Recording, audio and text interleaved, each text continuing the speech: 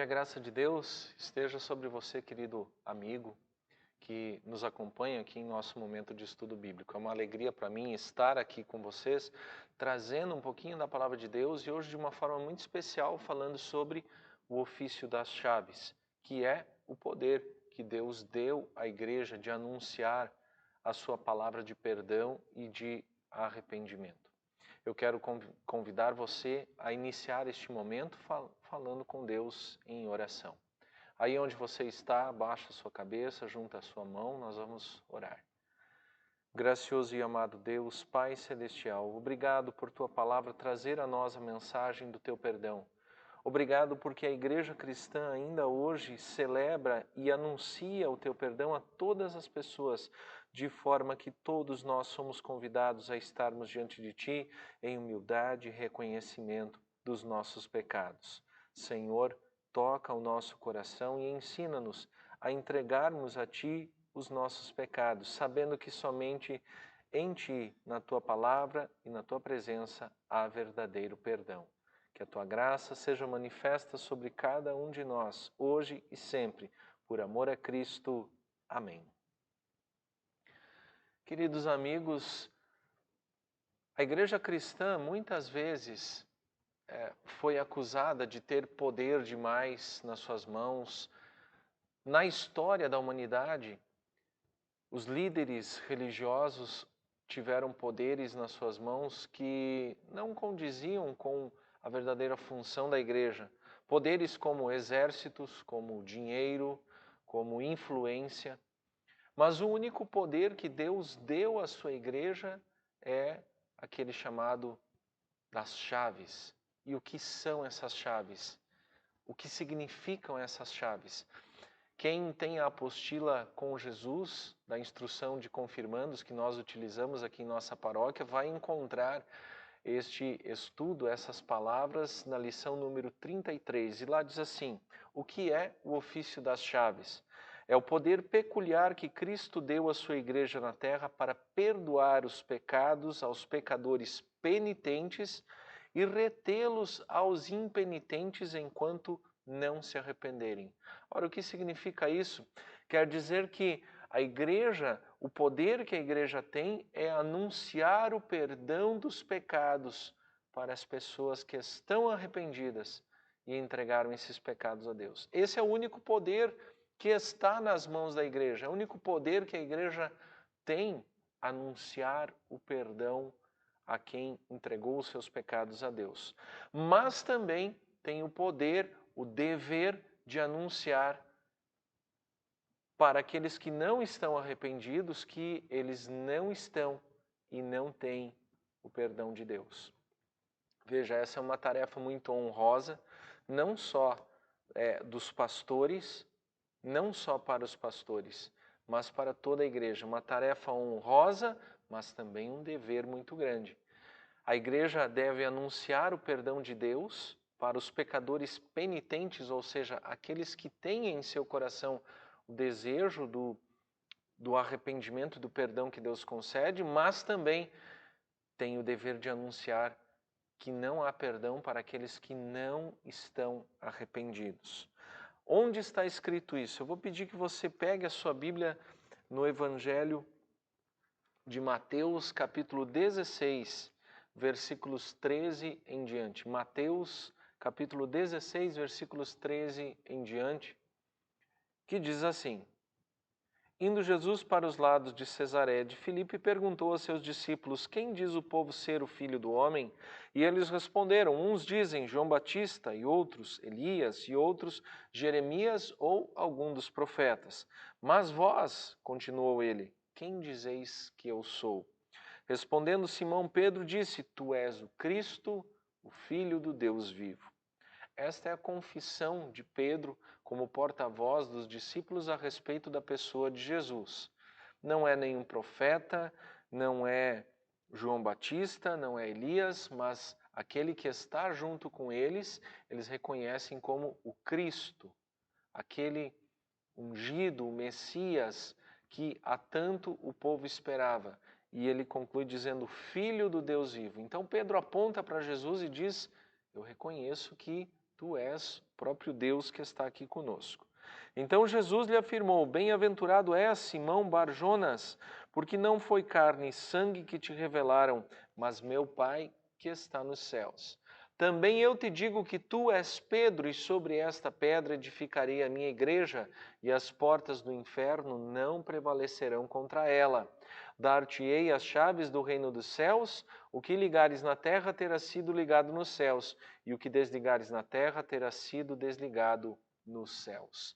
Aqui está o momento onde Jesus concede, não a Pedro, mas a toda a igreja cristã, o poder e o dever de falar e anunciar o perdão dos pecados, de ligar na terra os filhos com o Pai ou de anunciar que esses filhos estão desligados.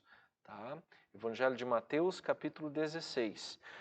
O que nós podemos crer segundo essas palavras? Essa explicação é que Martinho Lutero dá a respeito do ofício das chaves. Eu creio que tudo quanto os ministros de Cristo, devidamente chamados, fazem conosco por sua ordem divina, é tão válido e certo no próprio céu, como se Cristo mesmo, nosso Senhor, tratasse pessoalmente conosco, especialmente quando excluem da congregação cristã pecadores manifestos e impenitentes, e quando absolvem aqueles que se arrependem dos seus pecados e querem corrigir a sua vida.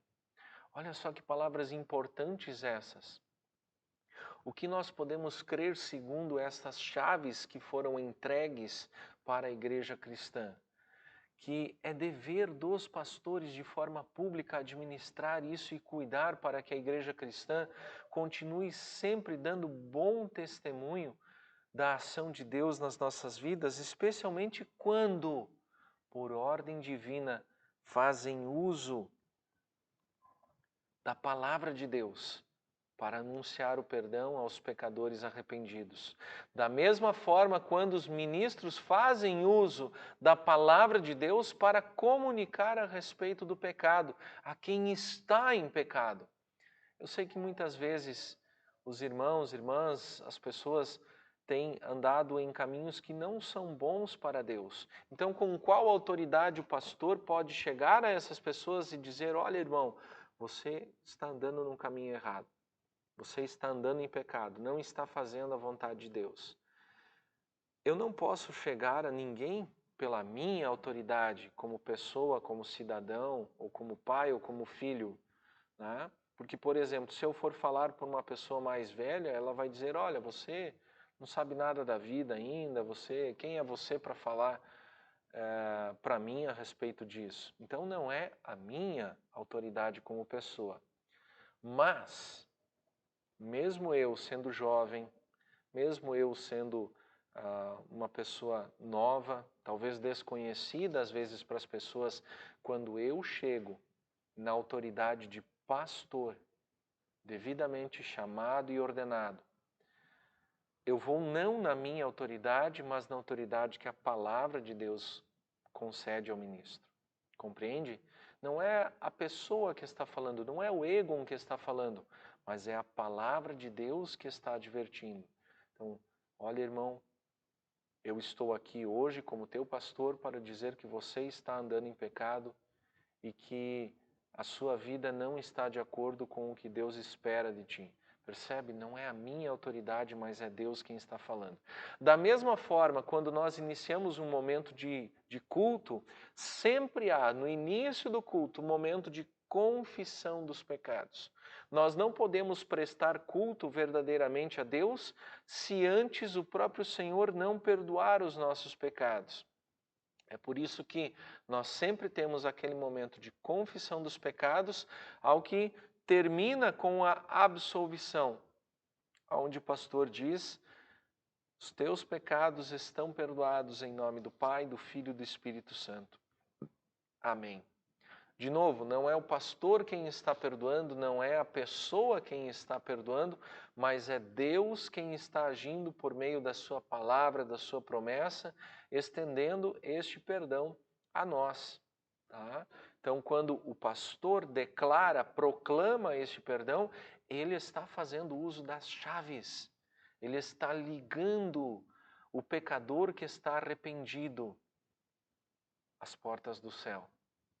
O pastor está anunciando que a congregação, que cada pessoa que confessou o seu pecado está tendo a sua ligação com Deus reativada, né? Refeita. É o próprio Deus quem está fazendo isso.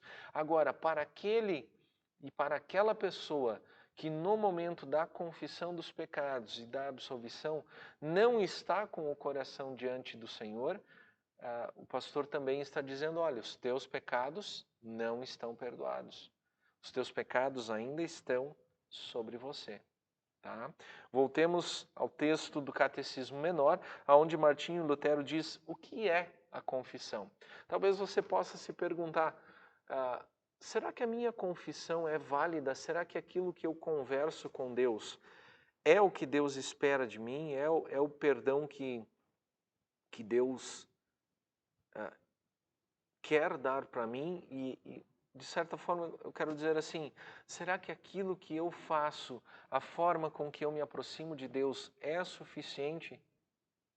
Eu estou fazendo certo? O que significa eu confessar os pecados a Deus? Gostaria de saber a tua opinião. O que significa confessar os pecados a Deus? Você já parou para pensar nisso?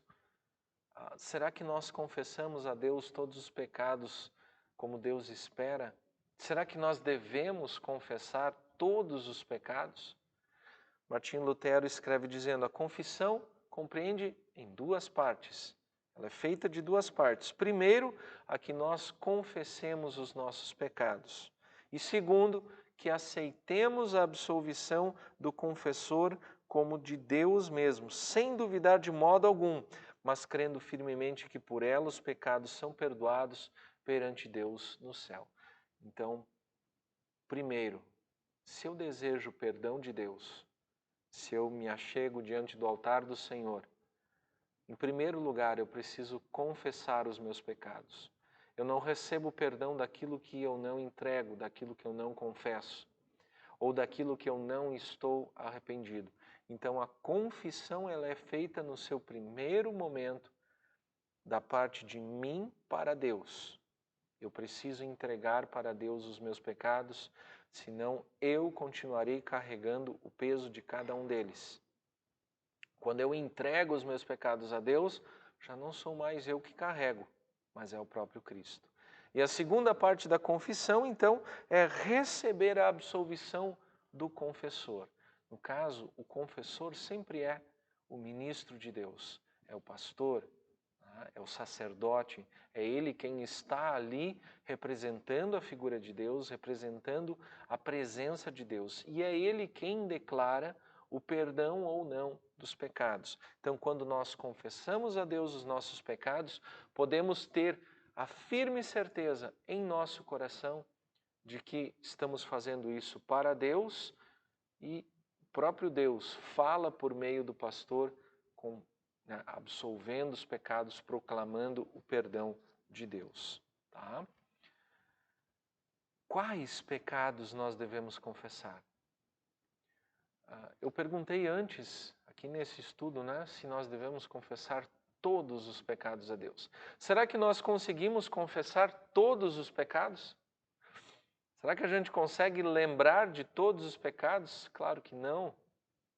Claro que não. Porque, veja, muitas vezes nossos pensamentos nos induzem a pecar. Como é que a gente vai lembrar de todos os nossos pensamentos? Como é que a gente vai lembrar de todos os momentos onde pecamos contra Deus? Então, que isso fique bem claro para nós. Nós não conseguimos confessar todos os nossos pecados. Então, quais nós devemos confessar? Perante Deus, devemos confessar nos culpados de todos os pecados, também daqueles que ignoramos, como o fazemos no Pai Nosso. Mas perante o confessor, devemos confessar somente os pecados que conhecemos e sentimos no coração. Veja, então Deus sabe de todos os nossos pecados, até mesmo daqueles que nós não lembramos.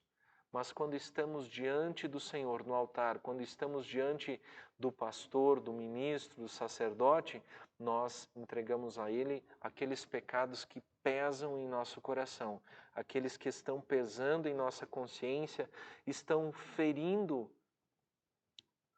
não é o nosso sentimento, mas ferindo a nossa vida, aqueles que lembramos. E a gente sabe muito bem que há aqueles pecados que nós cometemos, que estamos cientes, que nos arrependemos, esses nós trazemos diante de Deus. Os outros, todos os outros, o nosso convite é para que nós deixemos aos pés do Senhor, mais ou menos dizendo assim: Senhor, o Senhor conhece o meu coração e sabe de todos os pensamentos, de todos os pecados que eu cometi, mesmo aqueles que eu não lembro. Senhor, todos estes eu estou entregando aos teus pés. E de coração sincero dizer isso, de que não conseguimos lembrar de todos os pecados, mas Deus é capaz de perdoar-nos de cada um deles. Tá? Martinho Lutero também acrescenta alguns exemplos de quais são os pecados que devemos confessar diante do Senhor. Ele diz: examina o teu estado à luz dos 10 mandamentos. Por que à luz dos 10 mandamentos? Porque os 10 mandamentos são para nós um espelho. Nós olhamos para os 10 mandamentos e conseguimos reconhecer aonde nós pecamos, aonde nós erramos. Então, por exemplo, quando eu desobedeço meus pais, 4º mandamento. Quando eu digo uma mentira, 8º mandamento. Quando eu pego algo que não é meu, 7º mandamento. Ou seja, quando eu olho para os 10 mandamentos, eu consigo reconhecer aonde estão os meus erros, aonde estão os meus pecados. Tá? Examina o teu estado à luz dos 10 mandamentos. Reconhece os teus pecados, olhando para os 10 mandamentos. É por isso que, quando um confirmando vai começar o seu período de instrução de confirmandos, a primeira coisa que ele vai estudar, geralmente, são os 10 mandamentos, para que ele possa reconhecer o seu pecado, reconhecer o quanto está longe de Deus e o quanto ele precisa de Deus. Mas, Martinho Lutero continua dizendo assim: examina o teu estado à luz dos 10 mandamentos. Se és pai, mãe, filho, filha, patrão, patroa, empregado, se foste desobediente, infiel, negligente, irado, licencioso, contencioso, se fizeste mal a alguém com palavras ou ações, se roubaste, descuraste ou cometeste algum dano. Ou seja, ele não define, olha, você deve confessar este ou este pecado, mas ele diz, você, diante dos 10 mandamentos, precisa ter na consciência e no coração aquilo que você fez de errado e que você reconhece que fez de errado. Se você é pai, nas vezes em que você errou com os seus filhos, nas vezes em que você não fez o que deveria ter feito ou não ensinou, não deu o exemplo que deveria ter dado, como pai ou como mãe. Se você é filho, você entrega a Deus os pecados que você cometeu quando você pecou contra os teus pais. Se você desobedeceu, se você não honrou, não cuidou. Se você é marido, nas vezes em que você desonrou a sua esposa. Se você é esposa, nas vezes em que você desonrou seu esposo. Ou seja, olhamos para os 10 mandamentos e reconhecemos na situação em que nós somos, não no que o outro é, não no que o outro espera, mas em como eu estou diante de Deus. Se eu sou pai, se eu sou filho, se eu sou esposo, se eu sou amigo, se eu sou irmão, né? Em qual desses ofícios, em qual dessas situações eu pequei contra Deus? Tá? Então, o ofício das chaves traz essa palavra para nós no sentido de que nós nos coloquemos diante de Deus reconhecendo os nossos pecados em primeiro lugar e depois entregando-os a Deus, reconhecendo especialmente aqueles pecados que pesam na nossa consciência, no nosso coração e entregando-os a Deus. Tá? Uma pergunta que precisa também ficar muito clara na mente de todos nós cristãos, é a quem pertence o ofício das chaves. No texto do evangelho que nós ouvimos, Jesus está se dirigindo a Pedro dizendo: também eu te digo que tu és Pedro, e sobre esta pedra edificarei a minha igreja, e as portas do inferno não prevalecerão contra ela. Bom, será que Pedro detém essas chaves? Esse é o ensino da Igreja Católica, né? Quando ela diz, olha, aqui Pedro se tornou o primeiro Papa. Tá? Mas o que é mais importante aqui? É a pessoa de Pedro ou é a confissão que ele fez? Quando Pedro responde, tu és o Cristo, Filho do Deus vivo. É neste momento que Jesus se volta a ele e diz, sobre esta pedra edificarei a minha igreja. Não é sobre a pessoa de Pedro, mas é a confissão que ele fez, é a fé que ele expressou ali naquele momento. Então, o ofício das chaves não pertence a Pedro, o ofício das chaves não pertence a pessoa nenhuma, mas pertence à igreja. A igreja como um todo, a reunião de todos os cristãos ao redor do mundo. É por isso que os cristãos ainda hoje se reúnem em grupos para celebrar cultos, para ouvir a palavra de Deus, para celebrar o corpo e o sangue de Cristo, porque ali, quando os cristãos reunidos celebram isso, ali eles estão exercitando o poder das chaves. Tá? O poder não pertence a mim, mas pertence à igreja cristã. Esta igreja cristã que está reunida aqui na nossa região, ela se reuniu e chamou um pastor para ser o representante público da fé cristã. Aquele que vai oficiar o culto, aquele que vai proclamar o perdão, aquele que vai proclamar a culpa para os pecadores que não se arrependeram dos seus pecados. E essa igreja disse assim, olha, nós estamos chamando a você como nosso pastor e estamos entregando nas tuas mãos o dever do ofício das chaves. O Senhor pastor é quem vai exercer este ofício entre nós, ensinando a nós a palavra e trazendo a nós os sacramentos. Tá? Por isso que os cristãos que verdadeiramente vivem a fé, eles se reúnem. Eles precisam se reunir, porque o ofício das chaves, o poder das chaves não está com cada pessoa, mas está com a igreja como um todo. Por isso, aquela pessoa que diz assim, eu sou cristão, mas nunca vai num culto, nunca ouve a palavra, nunca está reunido com os irmãos em oração, ele não é cristão de verdade. Ele está trazendo para si uma desculpa. Ele não é cristão de verdade, porque o cristão quer se reunir, ele quer estar junto com outros cristãos para receber o perdão dos pecados, que o pastor anuncia, que o sacerdote anuncia, e também para receber a palavra de Deus e o corpo e o sangue de Cristo. Então, para aquelas pessoas que deixam de ir para a igreja, que deixam de participar dos cultos, essa palavra ela é muito perigosa, ela é muito dura. Quando ela diz, será que você realmente ainda é cristão? Será que você ainda realmente crê em Deus?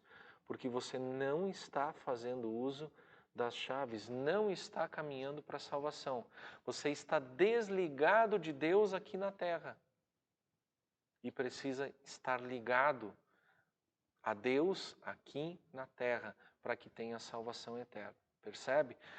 Jesus, quando fala a Pedro, diz o seguinte, tudo que ligares na terra terá sido ligado nos céus, o que desligares na terra terá sido ligado nos céus. O que isso quer dizer? Estamos ligados a Deus aqui pela fé, junto com os irmãos na fé, pelo corpo e pelo sangue de Cristo, pelo batismo, pelo ouvir e aprender a palavra. Agora, se nós não ouvimos a palavra, se nós deixamos de estar na igreja, deixamos de participar da ceia, estamos desligados de Deus.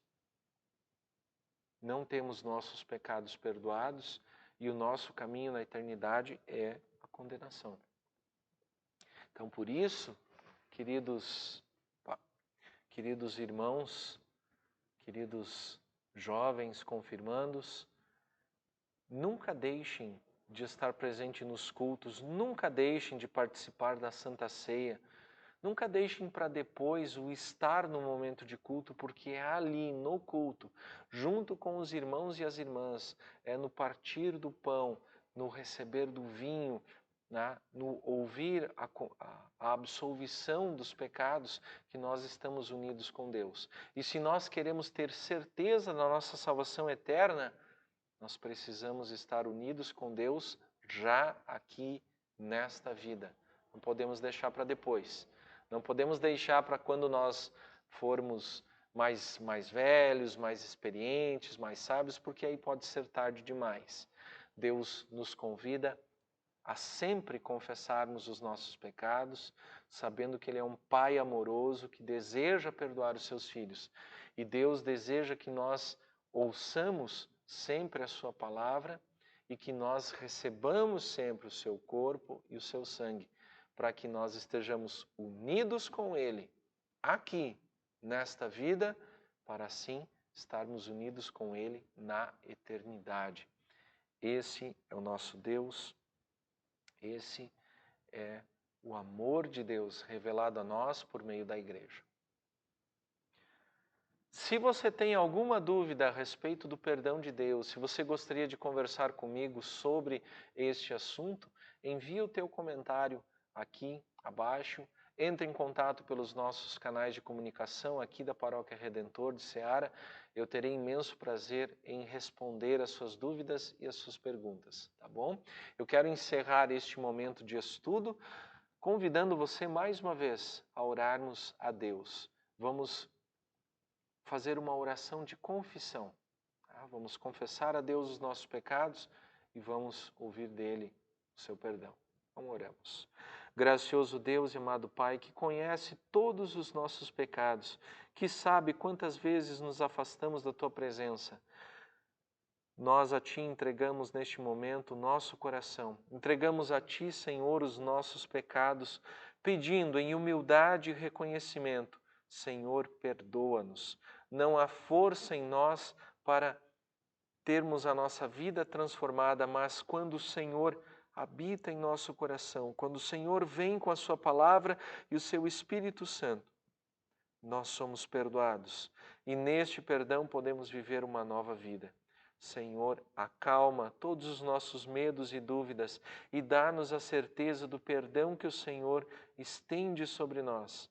Coloca em cada pessoa o desejo de estar sempre presente nos momentos de culto, de celebração, para lhe render louvor, para ouvir a sua palavra e para receber o seu corpo e sangue. Toca o coração de cada pessoa neste momento, para que estejam diante de Ti. Transforma-lhe, Senhor, verdadeiramente, segundo o coração de Cristo. Que assim, ó Deus, o Senhor, perdoe os nossos pecados e nos faça andar em caminhos de misericórdia. Em nome e por amor de Cristo, o nosso Senhor. Amém.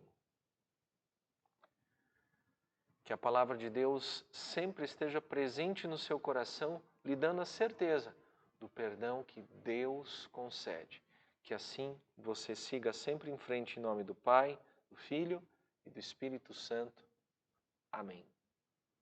Um grande abraço. Fica com Deus.